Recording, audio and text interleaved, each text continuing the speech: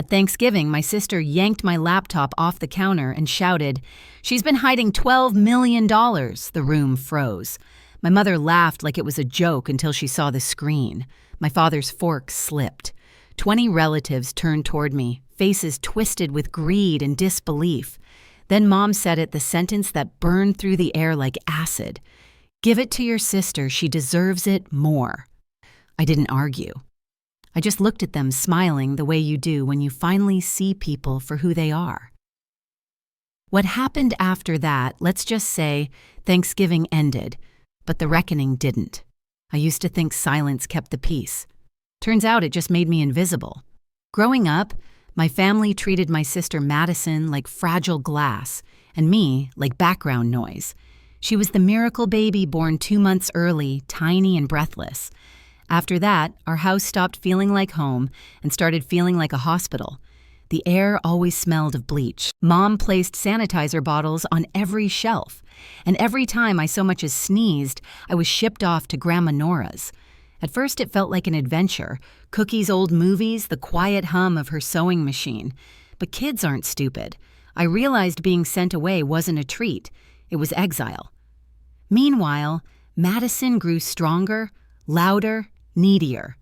Mom orbited her like a satellite, and Dad just nodded along. If Madison had a headache, I was told to lower my voice. If she was tired, I did the dishes. When she got a C+ on a paper, it went on the fridge. When I scored a perfect 1600 on my SAT, Mom said, "That's nice, honey," and went back to helping Madison with her homework. I learned early that doing everything right didn't make you seen, it made you convenient. So I started saving pieces of myself. A corner of a notebook, a drawer of sketches, a secret goal to get out. By 17, I'd applied to 15 colleges by myself.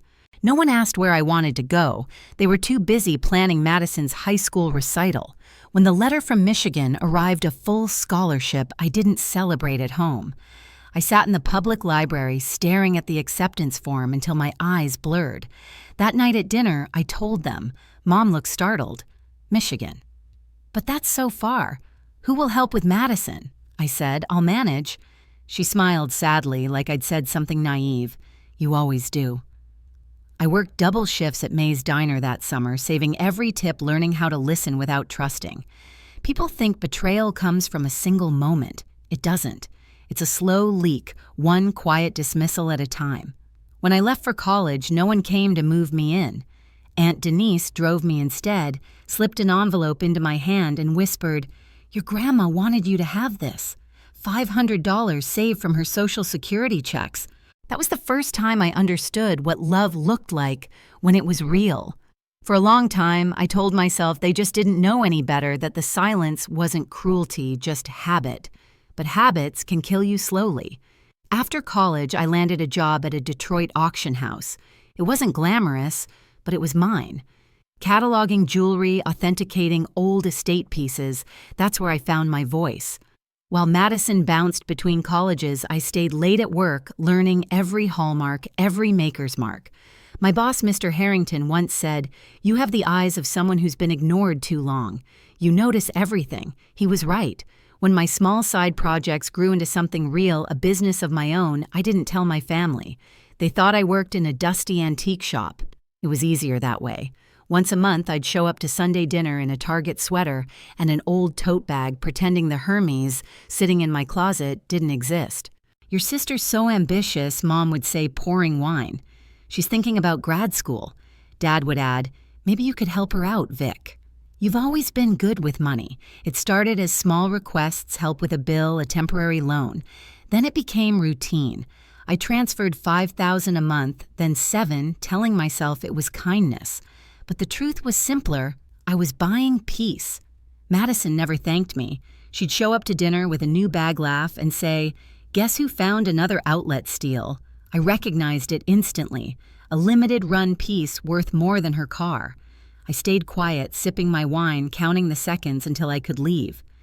Every time I looked at them, I saw a family that only believed in sacrifice when it came from me.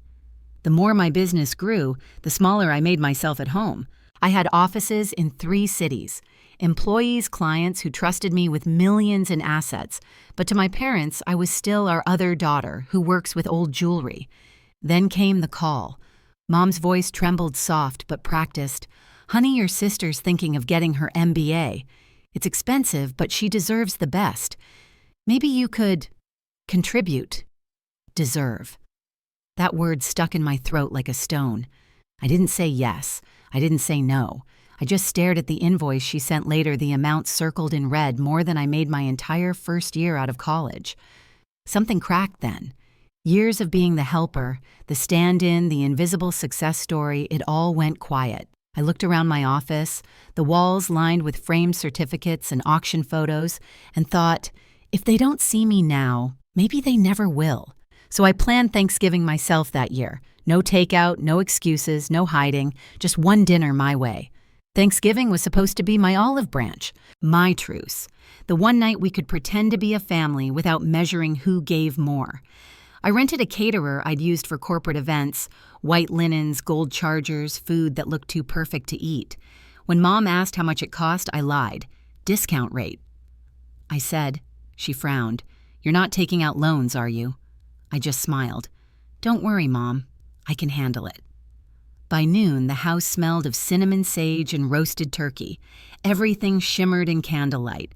Madison swept in last late as usual, wrapped in a designer coat she swore was secondhand. She took one look at the spread and smirked. "Store-bought stuffing. Guess you've gone corporate." I laughed quietly, pouring wine. I'd gotten used to her digs. They were safer than her sympathy. Dinner began like a photograph, everyone laughing too loudly, pretending not to notice the tension coiling between us.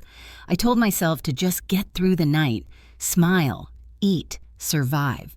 Then, midway through dessert, I stepped into the kitchen to check a live auction on my laptop, an important client bidding on a rare Art Nouveau piece in Hong Kong. My computer was open on the counter screen, filled with authentication reports and account statements. That's when it happened. Madison followed me in, probably to find more wine. She glanced at the screen and froze. Her reflection shimmered over the glowing numbers. Her mouth fell open, then twisted into something mean. She walked back into the dining room, laptop in hand like a trophy. "Hey, everyone," she said, voice bright. "You've got to see what Victoria's been hiding." The room went silent. The fire cracked. My mother's hand hovered mid-air, fork clinking against her plate. Madison flipped the screen toward them. $12 million. A gasp rippled around the table. Mom started laughing, high, awkward, desperate. "That can't be right. She works at that little antique shop." Dad frowned, eyes narrowing. "Is this true?" I stood in the doorway, watching it unfold. "Yes," I said simply. "It's true." Then Mom's face hardened. "You let us struggle. You let your sister take out loans." Dad's voice rose. "After everything we've done for you," and Madison, tears glistening, perfectly timed, whispered, "I deserve it more." It was the calm in her tone that did it. The entitlement so natural, it didn't even sound cruel. I didn't yell. I didn't defend myself. I set my wine down and said, "You're right about one thing, Madison. You do deserve something, just not from me." I walked out into the cold night, the laughter and gasps fading behind me. That was the moment I stopped being the quiet one and started becoming free. The morning after Thanksgiving, my phone started buzzing before sunrise. 37 missed calls, 64 texts. Mom, Dad, Madison. Unknown numbers, all with the same rhythm of guilt and entitlement. "You've embarrassed this family. How could you hide that from us? You owe your sister." By noon, Madison had already taken the show to social media. Her post read, "Imagine watching your own sister hoard millions while her family struggles. Guess money really does change people." Hundreds of likes, dozens of comments. People from high school, distant relatives I barely remembered, everyone suddenly had an opinion about my greed. I stared at the screen thumb hovering over the reply button, then set the phone down. I'd learned this pattern my whole life, they wound. I bleed, they feed. Not this time. Instead, I walked into my home office where sunlight hit the polished surface of my desk like a spotlight. On the screen, a spreadsheet was open: client contracts, company growth, invoices, my real life. Quiet, methodical, earned. My company wasn't luck. It was years of 4 a.m. starts and 18-hour days, nights, sleeping on an air mattress in a rented room above a restaurant. Every cent had a scar attached. So when Mom's name flashed across the phone again, I answered. "Victoria," she said softly, her voice trembling with faux concern. "We just need to talk. About what?" "About your sister. She's humiliated. The least you can do is help her. You have enough for both of you. She has her own life," I said. Mom sighed, wounded. "Don't be selfish. We're family." There it was, that word again, used like a chain. That evening, I drove to the office. The city outside was half asleep, but the lobby lights glowed warm. Jenna, my head of authentication, was still there. She looked up from her screen. "You okay, boss? Define okay," I said, forcing a smile. Jenna didn't push. She just nodded toward the coffee machine. "They'll come around. People like that always do once they realize they can't touch you." I wished I believed her. 3 days later, they showed up at my office. The receptionist buzzed me. There's a family here asking for you." My stomach tightened. I didn't need to ask which family. When I stepped into the lobby, the sight almost made me laugh. Mom clutching her purse like a weapon, Dad red-faced and righteous, Madison in oversized sunglasses pretending not to look terrified. Victoria Mom began with her rehearsed smile. "We're here to work this out." I didn't realize there was something to work out. Dad stepped forward. "We've decided what's fair. You'll set up a trust, $2 million for Madison, 1 for us. We raised you. We supported you." I blinked.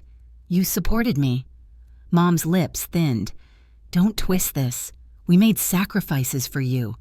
A memory flashed her voice years ago saying, "If you're sick, go stay with Grandma. Madison can't catch anything." Madison finally spoke, her voice cracking just enough for sympathy. "I'm not asking for much. You have everything. I just want to start fresh."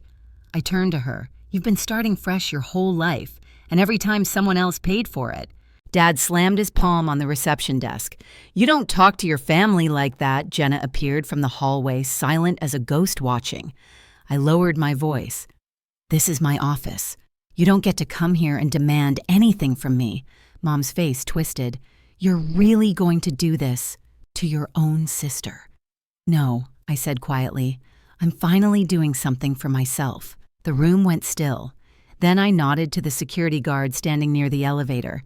"Please escort them out." Mom gasped, a hand to her chest. "You're throwing your parents out." "Yes," I said, "and I should have done it years ago." They resisted, of course. Mom shouted that I'd regret this. Dad muttered threats about disowning me. Madison sobbed mascara streaking down her face until she realized no one was moving to comfort her. When the elevator doors closed behind them, the silence was deafening. Jenna exhaled. "You good?" I nodded. "Now I am." That night, I sat at home staring out the window at the city lights. The phone buzzed again. Another wave of texts, insults, apologies, manipulations. I blocked every number. Then I opened my bank app. For years, I'd been sending them monthly transfers money they believed came from some side work. I found the recurring payment labeled Family Support, clicked Cancel, and confirmed. One tap, one quiet rebellion. A week later, Mom switched tactics. She called from an unknown number, leaving voicemails that swung from rage to guilt to desperation. "Your sister's trying to start her own business. At least send her seed money. You can't erase blood, Victoria. Grandma would be ashamed." But Grandma wasn't ashamed. When I told her everything, she laughed softly. "About time you stopped letting them treat you like an ATM sweetheart." Her approval was the only thing that felt real. Still, the noise didn't stop. Madison posted another photo, wearing a fake Cartier bracelet captioned, "Karma's a boomerang." I almost commented, "It's a counterfeit," but didn't. Let her perform. The truth didn't need my defense. A month passed. The legal notice went out: harassment, defamation, cease and desist. My lawyer delivered it with precision, sharper than any insult they'd ever thrown at me.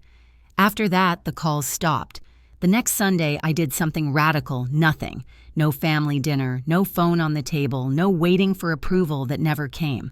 I made tea, opened my vault, and worked on cataloging a set of vintage sapphires. The room was quiet, the kind of silence that doesn't sting anymore. People think revenge is about rage. It's not. It's about peace.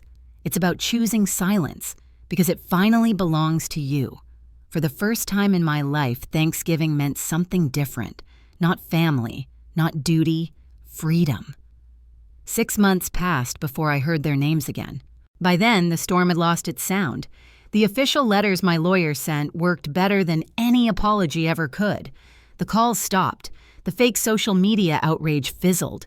Even Madison's luxury business launch, her knockoff jewelry site, disappeared after 2 weeks. Still, sometimes at night, I'd catch myself checking my phone, waiting for the next blow. Trauma has muscle memory. You learn to brace before you breathe. Then one morning, an envelope arrived from Grandma Nora. Inside was a handwritten note and a photo of her sitting in front of her old jewelry cabinet smiling. Proud of you, sweetheart. You finally learned to keep what's yours. That sentence hit deeper than any I love you ever had. Work was thriving. The company expanded into another city. Jenna ran operations like clockwork. Clients from Dubai, Paris, and New York called daily. Yet I kept my routine: simple black coffee, lab gloves, quiet rooms, and polished light bouncing off gemstones. No more pretending to be small. When I walked into my new home, high ceilings, clean lines, a vault room built exactly to spec, I felt the kind of peace people mistake for loneliness. I wasn't lonely. I was free. Sometimes I scrolled through old photos, family dinners, birthdays, half smiles that never reached my eyes. They looked like strangers wearing my history. Madison still posted occasionally photos of rented cars, captions about self-made women. Once she showed off a bracelet claiming it was Cartier. The hallmark was wrong. I smiled. She'd learned nothing. But I didn't need her to. I closed my laptop, turned off my phone, and let the silence stretch across the room. That Thanksgiving, I didn't cook or cater. I ordered takeout, poured a glass of wine, and raised it to the empty seat across from me. To peace, I whispered, and to finally choosing myself. They said my sister deserved it more. Maybe she did, if deserving means taking until there's nothing left. But I earned every dollar, every quiet morning, every breath of peace they once mocked me for wanting. I built my life from the silence they left behind, and it's stronger than any of their noise. People think revenge is loud. It isn't. It's the sound of a locked door, a canceled payment, a boundary held firm. It's looking in the mirror and finally seeing yourself instead of who they told you to be. So if you've ever been the forgotten one, the helper, the invisible child, know this: you don't owe anyone your peace.